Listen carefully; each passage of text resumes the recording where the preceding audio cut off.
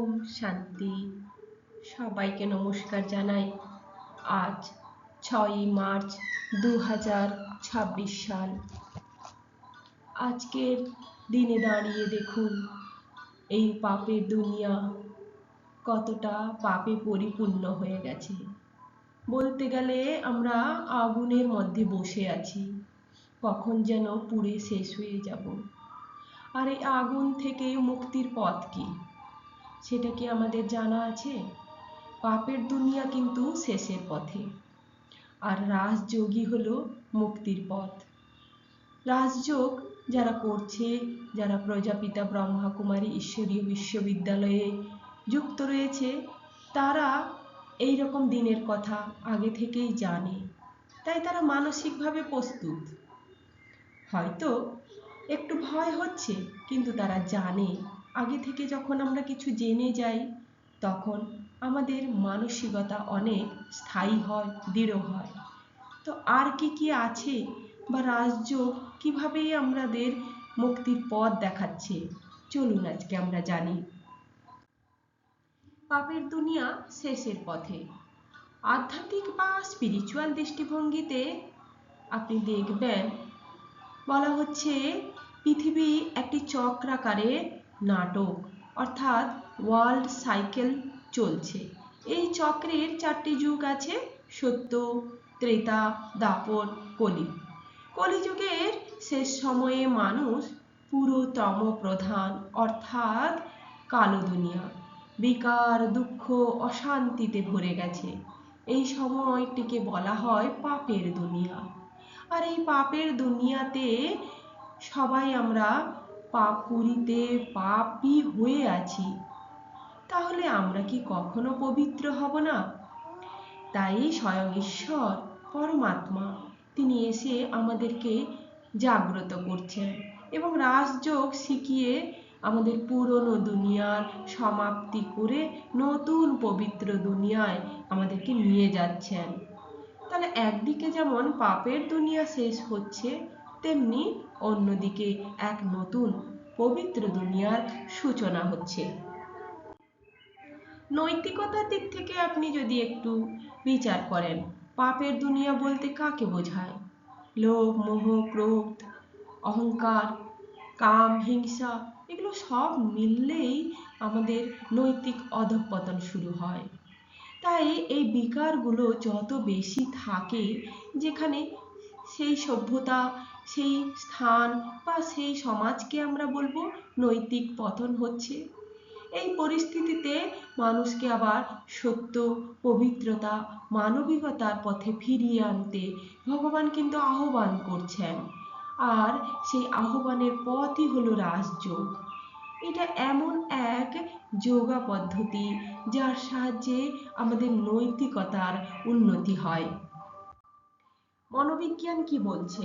মনোবিজ্ঞানের দৃষ্টিকোণ থেকে আপনি যদি বিচার করেন, তাহলে পাপ দুনিয়া মানে মানুষের অশান্ত মন। এখন সবাই আতঙ্কগ্রস্ত, এখন সব দিকে চারদিকে শুধু অশান্তি আর বিক্ষোভ আর হিংসা বিষ ছড়িয়ে পড়েছে। তাই মানুষের মন কি নেবে? ভয়, উদ্বেগ, অসন্তোষ, প্রতিযোগিতা আর স্বার্থপরতা। এই সব চিন্তায় যখন কোনো মানুষ তার মনকে পরিপূর্ণ করে, সেই মানুষ কি কখনো সুখী থাকতে পারে? তাই ব্যক্তি এবং সমাজ উভয়ই আজ অসুখী হয়ে পড়েছে। সামাজিক দৃষ্টিকোণ থেকে আপনি বিচার করুন, বর্তমান পৃথিবীতে আমরা কি দেখছি? যুদ্ধ, সংঘর্ষ, পরিবেশ দূষণ, সামাজিক বৈষম্য, নৈতিক অবক্ষয়। আর এই সব ঘটনা অনেক চিন্তাবিদ এবং অনেক দার্শনিক মনে করেন যে সভ্যতার এক সংকটময় সময়। সত্যি সত্যি পৃথিবী এক সংকটে চলছে, আর এই সংকট মানে পরিবর্তনের সময় এসেছে। সমাজ বিজ্ঞানের দৃষ্টিভঙ্গিতে সংকটময় সময় দেখা যায় যখন যুদ্ধ, সংঘর্ষ বৃদ্ধি পায়, অর্থনৈতিক বৈষম্য বাড়ে, সামাজিক মূল্যবোধ দুর্বল হয়ে পড়ে এবং পরিবেশগত নানান সমস্যা বৃদ্ধি পায়। তাই দেখুন ভূমিকম্প কিভাবে বৃদ্ধি পাচ্ছে। এই ধরনের সংকট সমাজকে বাধ্য করে নতুন কিছু করতে। আবার জাগতে হবে আমাদের নতুন চিন্তা নিয়ে, নতুন নীতি নিয়ে, নতুন ব্যবস্থাপনা নিয়ে। মনোবৈজ্ঞানিক দৃষ্টিকোণ থেকেও আমরা এটাকে এভাবে ব্যাখ্যা করতে পারি, মানুষের ব্যক্তিগত জীবনও কতটা সংকটময়। কারণ এই সময় সবচেয়ে বড় বিপদ হলো আমাদের জীবনে বিকাল। আমরা জীবনে অনেক কিছু করতে চাইছি কিন্তু ব্যর্থ হচ্ছি। জীবনে কঠিন অভিজ্ঞতা আমাদের বাড়ছে, মানসিক দ্বন্দ্বও বাড়ছে। আর এই সময়গুলো মানুষকে নিজের ভেতরে তাকাতে বাধ্য করছে। তাতে মানুষের ব্যক্তিত্বের গভীর পরিবর্তন আসছে। আর রাজযোগ বলছে এই গভীর পরিবর্তন সবাই যখন চাইছে তখন পরিবর্তন অবশ্যই হবে। তাই ব্যক্তিত্বের গভীর পরিবর্তন মানে কি? মানে বোঝায় মানুষের চিন্তা, অনুভূতি, মূল্যবোধ এবং আচরণের মৌলিক এবং স্থায়ী রূপান্তরকে। সবাই আমরা পরিবর্তন চাই। এই পৃথিবী, এই হিংসাময় জীবন, এই অত্যাচার আমরা কেউ চাই না। এটি শুধু বাহ্যিক পরিবর্তন নয়, অন্তরের চেতনা এবং দৃষ্টিভঙ্গির পরিবর্তনও ঘটাতে হবে।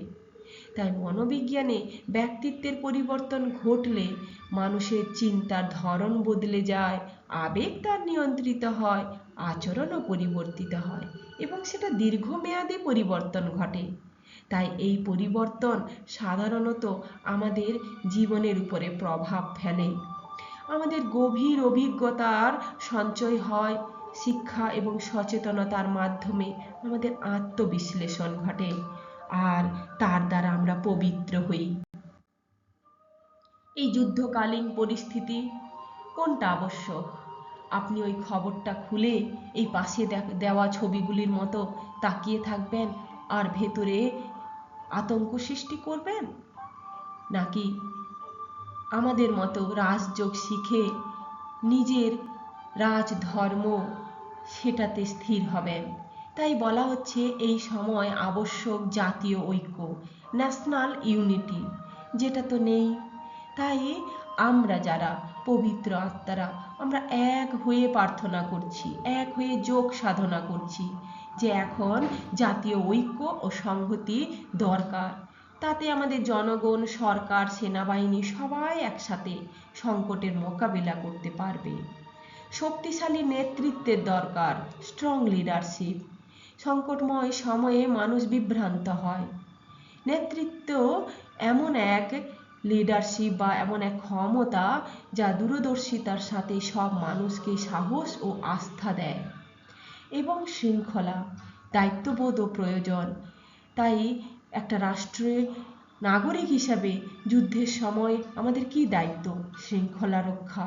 অর্থাৎ বাইরে যুদ্ধ হচ্ছে, আমরা গৃহযুদ্ধ শুরু করছি, সমাজে যুদ্ধ শুরু করছি, নিজেদের আত্মীয় সম্পর্কের মধ্যে যুদ্ধ শুরু করছি।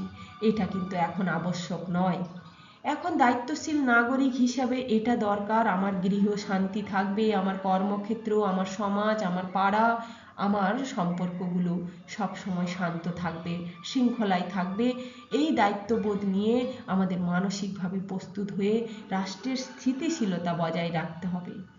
তথ্য যোগাযোগ ব্যবস্থাপনা, এই যুদ্ধকালীন সময়ে আমাদের অনেক তথ্য এবং যোগাযোগ ব্যবস্থার বিঘ্ন আসতে চলেছে, ফলে বিশৃঙ্খলা সৃষ্টি হতে পারে। তাই নিজেকে আগে থেকে প্রস্তুত করে রাখা। মানসিক শক্তি ও ধৈর্যের ভীষণ প্রয়োজন, কারণ এই সময় মানসিক চাপ সৃষ্টি হয়। তাই মানসিক দৃঢ়তা, ধৈর্য থাকা জরুরি। ভয়, উদ্বেগ, হতাশার মোকাবিলা করতে মানসিক শক্তিই তো সাহায্য করবে। মানবিকতা ও সহযোগিতার হাত বাড়িয়ে দিন। যুদ্ধের সময় আহত মানুষ, শরণার্থী, ক্ষতিগ্রস্তদের পাশে থাকুন এবং সহযোগিতার হাত বাড়িয়ে দিন।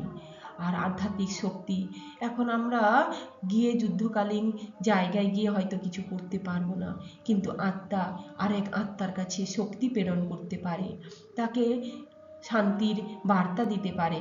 ফলে এই ধ্যানের মাধ্যমেই এটা সম্ভব। ভয়, অনিশ্চয়তার মধ্যে শান্তিকে বজায় রাখতে হবে। তাই যুদ্ধকালীন পরিস্থিতিতে সবচেয়ে আবশ্যক জিনিস কি?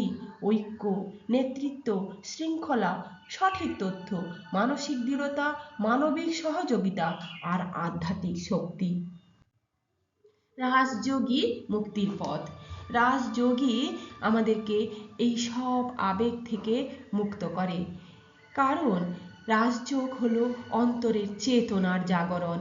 রাজযোগ হলো এমন এক আধ্যাত্মিক সাধনা যেখানে আত্মা পরমাত্মার সাথে সচেতনভাবে যোগ স্থাপন করে এবং জীবনের সব বন্ধন থেকে সে ধীরে ধীরে মুক্তি লাভ করে। আত্মস্মৃতির মাধ্যমে সে মুক্ত হয়। রাজযোগের প্রথম ধাপ হলো দেহ থেকে আত্মাকে আলাদা করে দেওয়া, তাকে চিনতে শেখানো যে তুমি দেহ নও, তুমি এক চিরন্তন আত্মা। তাহলে তুমি যে এত ভয়, আসক্তি এগুলো মনের ভেতরে জমাচ্ছ, এটা তোমাকে মুক্তি দেবে না। তুমি আত্মস্মৃতিতে থাকো, এটাই তোমার মুক্তির পথ। পরমাত্মার সাথে যোগ হও। পরম পিতা তিনিই তো সর্বশক্তিমান, তাই না? তাহলে ওনার সাথে যদি আমি যুক্ত হই, তাহলে আমার অন্তরের শক্তি বৃদ্ধি পায়, মন শান্ত হয় এবং জীবনের সমস্ত লক্ষ্য কিন্তু পূরণ হয়। প্রকৃতপক্ষে আত্মা পবিত্র হয়। বিকার থেকে মুক্তি লাভ করা যায়, কারণ মানুষের দুঃখের মূল কারণ হলো 5 বিকার। এই 5 বিকার থেকে আত্মাকে মুক্তি করতে পারলে আসল মুক্তির সন্ধান পাওয়া যাবে। কর্মের বন্ধন থেকে মুক্ত হওয়া যায়। আধ্যাত্মিক দর্শনে বলা হয় মানুষের প্রতিটি কর্মের ফল আছে। তাই রাজযোগের শক্তিতে অতীতের কর্মের যে পাপ হয়েছে, যাকে বিকর্ম বলা হয়, তাকে ধীরে ধীরে ক্ষয় করতে হয়। বর্তমান কর্মকে পবিত্র করতে হয়। এভাবেই আত্মা কর্মের বন্ধন থেকে মুক্তি পায়, জীবন মুক্তির অনুভূতি হয়। রাজযোগের চূড়ান্ত ফল হলো জীবন মুক্তি। পাশের ছবিটা দেখুন, অশান্ত পৃথিবী, কিন্তু আমরা ধীরে ধীরে ওই পরম পিতা, ওই সুপ্রিম সোলের সাথে যুক্ত হয়ে অন্তরে শান্তি, আনন্দ ও স্বাধীনতার অনুভূতিতে থাকি। তাতে আমরা স্থির হই, নির্ভয় হই আর সন্তুষ্ট, কল্যাণময় জীবন আমাদের হয়ে ওঠে। তাই সংক্ষেপে যদি আপনি বলেন, রাজযোগ মানুষকে কি দেয়? আত্মসচেতনতা দেয়, পরমাত্মার সাথে সম্পর্ক স্থাপন করায়, বিকার থেকে মুক্ত করায়, কর্মবন্ধন হ্রাস করে, অন্তরে স্থায়ী শান্তি প্রদান করে। তাই রাজযোগই হলো প্রকৃত মুক্তির পথ। রাজযোগ মুরলিতে বাবা কি বলেন? বাবা বলেন, মিষ্টি বাচ্চারা, এখন হলো সংকটময় পরিবর্তনের সময়। এই সাধারণ সময় নয়, এটি একটি আধ্যাত্মিক যুদ্ধের সময়। এই যুদ্ধে তলোয়ার বা অস্ত্রের প্রয়োজন নেই।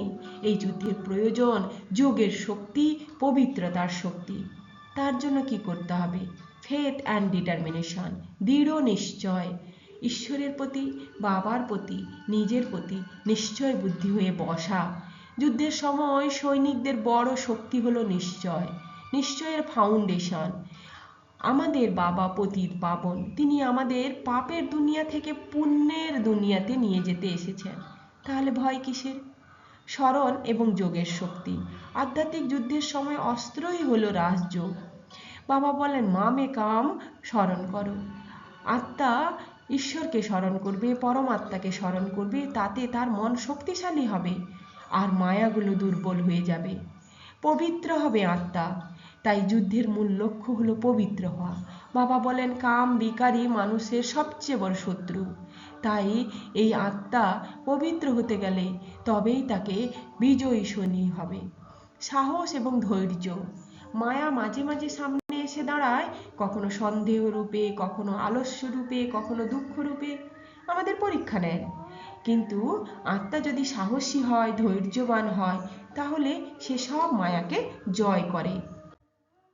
সেবা করতে হবে যুদ্ধের জন্য, নিজের জন্য, এবং যুদ্ধের সময় আমাদেরকে সবার সেবা করতে হবে। কিভাবে?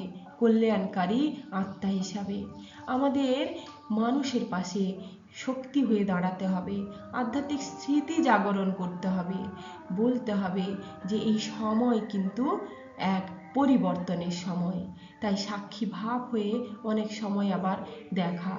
যুদ্ধের সময় সৈনিক ভয় পেলে জয় পাওয়া যায় না। তাই বাবা বলেন, তুমি তো পাণ্ডব সেনা, তাই না? তুমি রাজ শক্তি, তুমি শিব শক্তি, তোমাকে একটু সাক্ষী হয়ে দেখতে হবে। কারণ এখন তুমি অস্থির হলে তোমার মন চঞ্চল হবে, তোমার চিন্তা বাড়বে। তাই তোমাকে যুদ্ধের সময় দৃঢ় নিশ্চয়ের প্রয়োজন, রাজযোগ শক্তির প্রয়োজন, পবিত্রতা, সাহস, ধৈর্য, সেবা, সাক্ষী ভাব হয়ে যে বাচ্চারা দেখতে পারে তারাই বিজয়ী পাণ্ডব সেনা হয়। যোগের শক্তিই হলো আধ্যাত্মিক যুদ্ধের সবচেয়ে বড় অস্ত্র। তাহলে আমাদের অস্ত্র কি? ওই সামনের ছবিটায় বসে আছে যোগ শক্তি। যোগ শক্তির দ্বারাই আমরা বিজয় প্রাপ্ত করব। ওম শান্তি।